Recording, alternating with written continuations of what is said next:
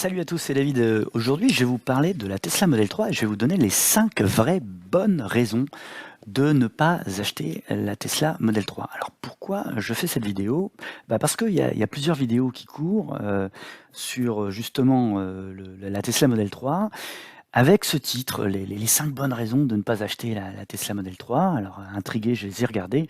Puis en fait, je me suis aperçu que c'était des gens qui étaient totalement fans de la Tesla Model 3, mais puis qui du coup étaient un peu satiriques, qui titillaient un petit peu les anti-Tesla, les Tesla haters, en disant en fait non, il n'y a pas de raison de ne pas acheter une Tesla Model 3. Tout le monde devrait acheter une Tesla Model 3. Or, c'est pas vrai. Il y a des bonnes raisons de ne pas acheter de Tesla Model 3. Il faut pas se mentir. Et la première raison, regardez, hop, elle est derrière moi et je vais me déplacer.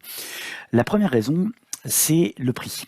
Oui, parce que on n'y pense pas, mais même si le prix a largement baissé, alors je vous rappelle qu'initialement, la Tesla Model 3 Standard Range Plus, donc la SR Plus ou Standard Plus, la Tesla Model 3, elle était 7 000 € plus chère. Et au mois de mai, Elon Musk a annoncé, enfin Elon Musk n'a pas annoncé, mais en tout cas sur le site de Tesla, on a vu d'un seul coup le prix dégringoler à 43 800 €. Alors pourquoi cette dégringolade des prix?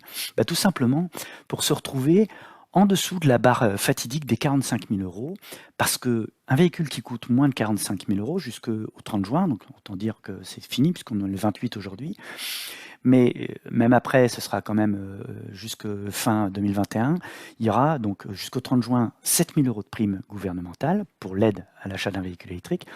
Et à partir jusqu'à 2022, il y aura quand même une aide de 6 000 €. Alors, certes, c'est 1 000 € de plus, mais ça reste toujours une aide très précieuse.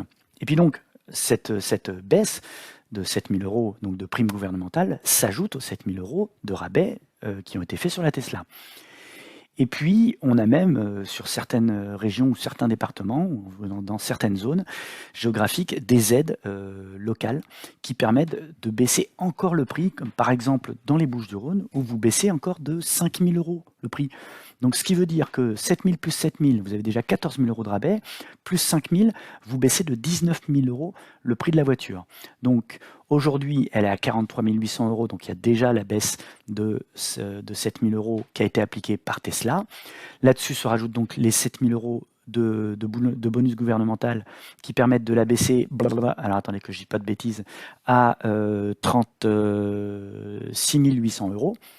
Et là-dessus, on peut encore baisser de 5 000 €, ce qui fait ou 37 800 €, ce qui fait, ça la baisse à peu près à 31 800 €.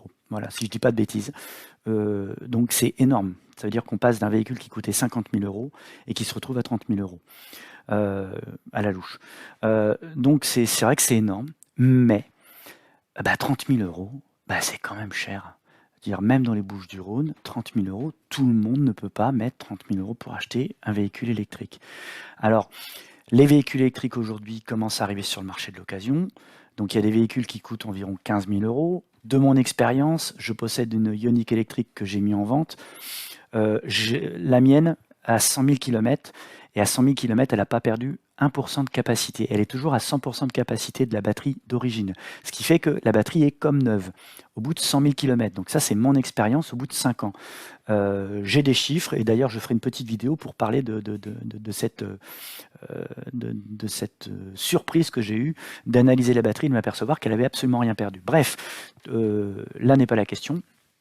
Aujourd'hui, vous avez sur le marché de l'occasion des véhicules qui coûtent environ 15 000 €, donc c'est quand même 2 fois moins cher que ça, et qui vous permettent d'accéder à l'électromobilité.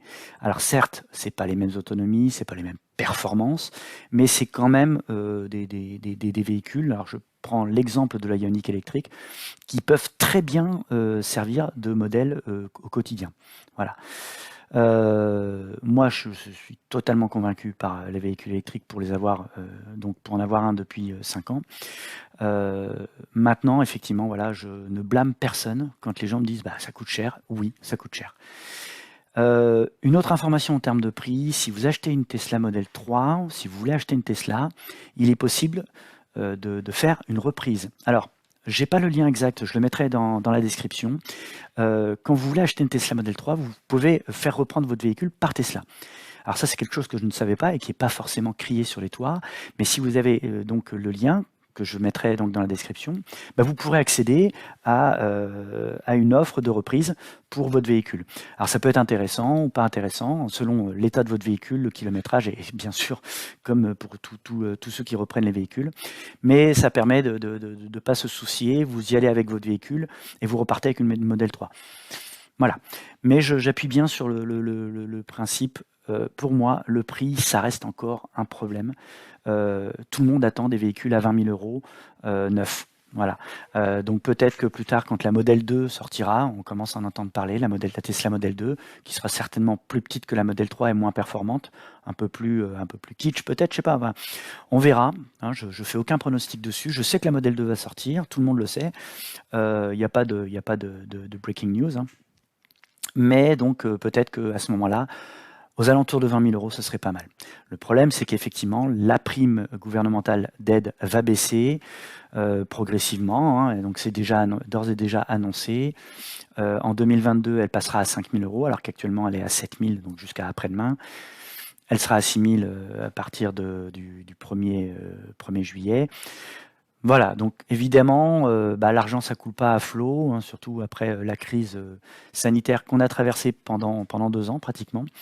Donc je pense qu'il faut, voilà. Je dis pas aux gens qu'il faut se précipiter, je pense que plutôt au contraire, attendez pour voir sur le marché de l'occasion ce genre de véhicule arriver à des tarifs un peu plus sympas.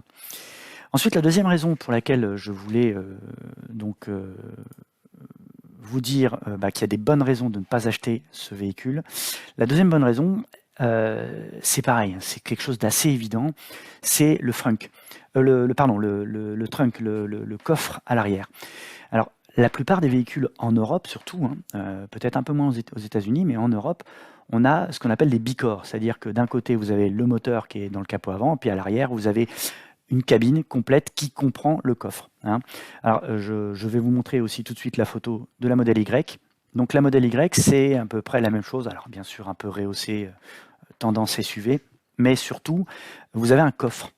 Et donc voilà ce que donnerait à peu de choses près le coffre de la Tesla Model 3 s'il avait un haillon, enfin un vrai coffre et non pas juste une malle. Donc un haillon, oui, effectivement. Donc là, c'est vrai que c'est pas forcément pratique au quotidien à charger si vous allez acheter un truc qui est emballé dans les gros cartons, n'importe quoi. Vous allez vite vous retrouver un petit peu à l'étroit. Alors, encore une fois, si c'est pas votre voiture principale, si vous avez un autre véhicule, peut-être que ça peut faire l'affaire, mais pour moi, c'est un peu des problèmes clivants. Alors, le troisième point que je voulais voir avec vous, c'est un problème qui est plutôt personnel. C'est 3 enfants dans une Tesla. C'est compliqué. C'est un peu tendu. Pourquoi? Parce que entre les 2 sièges principaux à l'arrière, il y a une 3e place, mais qui est une place anecdotique. Alors, vous pourrez transporter 3 adultes sur un petit trajet. On va pas se mentir, sur un grand trajet, les gens vont être un peu serrés.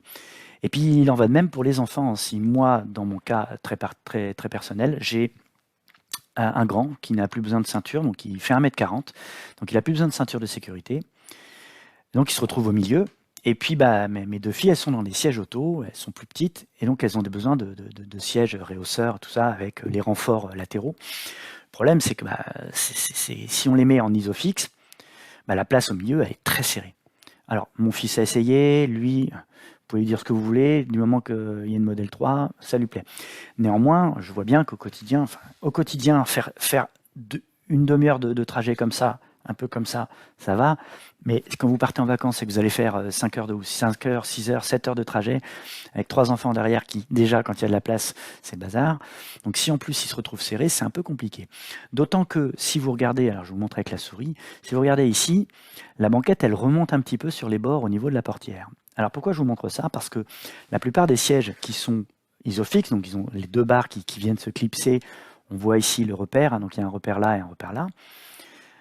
Il y a pas mal de sièges qui sont isofix où on peut ne pas les mettre en isofix et les fixer uniquement avec la ceinture. Alors bien sûr, c'est un peu moins sécure, Ça reste quand même pas mal, surtout dans ce genre de voiture qui est Euro NCAP 5 étoiles, donc qui est quand même très sécurisé. Ça veut dire quoi? Ça veut dire qu'on peut les déplacer latéralement pour les coller contre les fenêtres, contre les portes, voilà, de chaque côté, de façon à ce que la place centrale gagne un petit peu en largeur. Mais le problème, c'est justement ce petit rebord. Parce que comme il y a un petit rebord, les deux sièges qui vont aller de chaque côté, au niveau des têtes, plutôt que d'avoir des sièges qui vont être droits comme ça, bien collés sur l'extérieur, ils vont un petit peu s'incliner. Et donc la personne qui est au milieu va se retrouver quand même serrée. Voilà. Donc c'est pour moi un petit problème. Alors il y a toujours des solutions. Il existe aussi chez Mi-Fold. Je vous ferai peut-être une présentation sur notre vidéo. Chez Mi-Fold, il existe un système, je veux dire plutôt pour des enfants qui ont à partir de 5 ans. En dessous, c'est quand même plus sécure, le système Isofix, tout ça. Mais donc au-dessus, il y a le Mi-Fold, qui est un système qui est minuscule. Et c'est le seul à avoir l'autorisation pour ce genre de produit. Et donc, qui, au lieu de monter l'enfant, baisse la ceinture. Voilà. Alors, je ne reviens pas dessus, je vous l'expliquerai sur une prochaine vidéo. Mais quand même, je voulais bien revenir sur ce troisième point. Pour moi, c'est un point clivant. Voilà, ça, c'est des vraies bonnes raisons. La quatrième bonne raison de ne pas acheter une Tesla Model 3, c'est un peu une raison générique pour tous les véhicules électriques, c'est l'accès à la prise de courant. Alors, en fait, je vais être un peu plus étendu sur l'explication par rapport au principe de la voiture électrique. Effectivement, il vous faut une prise de courant pour la recharge à domicile. Alors, les gens me diront, aujourd'hui, avec les autonomies qu'on a, si on a un chargeur pas loin, on va se recharger, et puis comme ça nous fait la semaine. C'est pas faux, mais ça veut dire que vous allez quand même faire une charge pleine, même sur une SR+, ça dure 50 minutes. Donc ça veut dire que ça va quand même prendre pas mal de temps de charger de 0 à 100%. Parce que les charges qu'on vous donne, les valeurs qu'on vous donne, les vitesses de recharge qu'on vous donne en général, c'est de 10% à 80%. Et puis il y a des pourcentages qui manquent. Alors les 10 premiers pourcents, en général, c'est plutôt rapide, parce que la batterie est vide, et au début, elle se charge très vite. Et puis plus vous allez avancer dans le temps, plus elle va baisser. Plus la vitesse de charge va être plus lente. Voilà. Donc ça, il faut bien prendre garde à ce détail. Donc effectivement, aller au superchargeur comme vous alliez à la station essence, ça marche pas. Moi, ça va vite vous saouler, quoi. Voilà, clairement. Et puis, l'autre truc, par rapport à... Donc, alors effectivement, il y a l'accès à la prise de courant. Si vous habitez dans une maison où vous pouvez rentrer votre voiture, vous pouvez même tirer une rallonge électrique, vous la tirez dans une bonne section, soit du 1,5 pour charger jusqu'à 10 ampères à peu près, soit en fonction de la longueur, vous pouvez monter sur une rallonge en 2,5 mm². Je reviendrai aussi sur une autre petite vidéo de présentation, mais c'est possible. Voilà. Et si vous avez juste une petite prise de courant, ça va très bien. Mais si vous n'avez pas ça, vous faites comment? Donc pour moi, c'est un vrai problème. Les gens qui habitent en immeuble et qui garent la voiture dans la rue, dehors, ils ne peuvent pas charger leur véhicule. Alors, sauf, encore une fois, s'il y a accès à une borne pas loin, mais bon, faut pas rêver, la plupart des gens ne peuvent pas. Donc il faut pas blâmer, encore une fois, on peut pas blâmer les gens qui disent « non, moi l'électrique, c'est pas pour moi ». Ensuite, la dernière raison. Alors la dernière raison, je vais être totalement honnête avec vous, c'est pas vraiment une bonne raison. C'est une raison de ne pas acheter la Model 3, mais c'est plutôt que je ne trouvais pas 5 vraies bonnes raisons de ne pas acheter la Tesla Model 3, parce que on a vu l'habitabilité, on a vu le coffre, on a vu le prix et on a vu le problème de la prise. Ça, pour moi, c'est des problèmes qui sont incompressibles. Et puis le dernier problème, c'est le problème du toit vitré. Alors, pourquoi je dis le problème? Je devrais plutôt dire les problèmes. En réalité, vous avez deux soucis majeurs avec le toit vitré. Le premier, tout le monde y pense, c'est le fait que ça chauffe beaucoup en été. Effectivement, moi j'habite dans le sud, à côté d'Aix-en-Provence. Il fait très chaud en été, et donc une voiture qui est complètement vitrée, ça veut dire que quand vous montez dans votre voiture, si elle a été en plein soleil toute l'après-midi, quand vous montez dedans, c'est une fournaise. Alors oui, il est possible avec l'application Tesla de préprogrammer pour vider, pour mettre en route la climatisation, de façon à ce que quand vous arrivez à l'intérieur, la voiture est plus fraîche. C'est vrai, mais ça veut dire que ça va vous pomper de l'énergie. Donc vous allez consommer de l'énergie juste pour ça. Alors qu'une voiture qui est vitrée, enfin qui a un toit normal, il va moins chauffer. Ça, c'est un premier problème. Alors encore une fois, hein, c'est pas un vrai problème, c'est plutôt pour titiller un peu les Tesla fans. Et puis l'autre problème, et là par contre, c'est vrai que c'est assez important de bien y penser quand on achète la Tesla Model 3, c'est l'assurance au niveau du toit vitré. Pourquoi ce toit vitré? Parce que on va se dire, j'ai un dégât, j'ai un bris de glace qui est dans mon assurance. Alors effectivement, quand on achète ce genre de voiture qui coûte cher, on a tendance à prendre une assurance qui couvre tout, et donc on va prendre le bris de glace. Sauf que le bris de glace, faites attention, parce que la plupart des assurances ne prennent pas en compte le toit vitré.